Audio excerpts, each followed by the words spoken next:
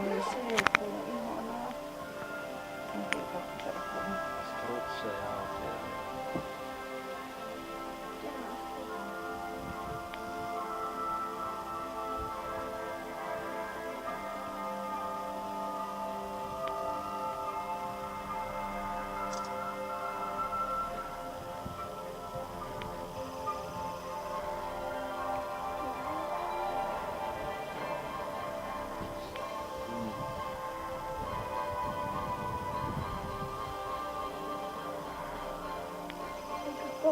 Savanni on safarimme suurin alue.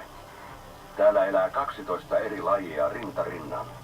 Kirahvit, seebrat, strutsit sekä useat erilaiset antiloopit ja peurat. Emme tiedä varmasti, miksi seebrat ovat raidallisia.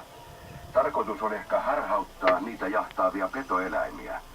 Kun lauman kaikki raidat sulautuvat yhteen, yksittäistä saalista on vaikea erottaa.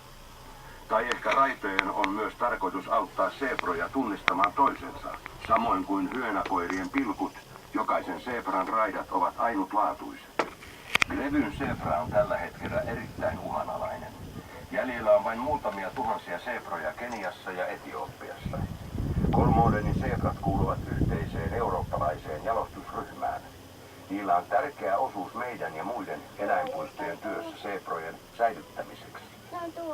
Grevyn seebra on Kolmodenin vuoden eläin. Kolmodenin keräyssäätiö tukee Grevyn seebran suojelutyötä Afrikassa.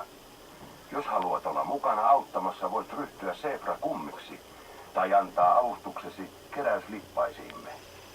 Voit lukea asiasta lisää osoitteessa stiftelsenkolmoden.se. Jotta veri jaksaa kiertää koko matkan päähän asti, kirahvilla on jättimäinen sydän, joka painaa 11 kiloa. Ihmisen sydän painaa vain 350 grammaa.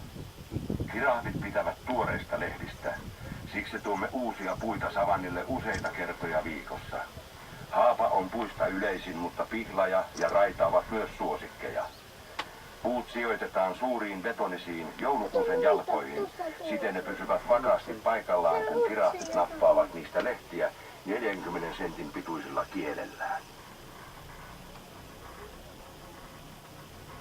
Pitääkö vaate?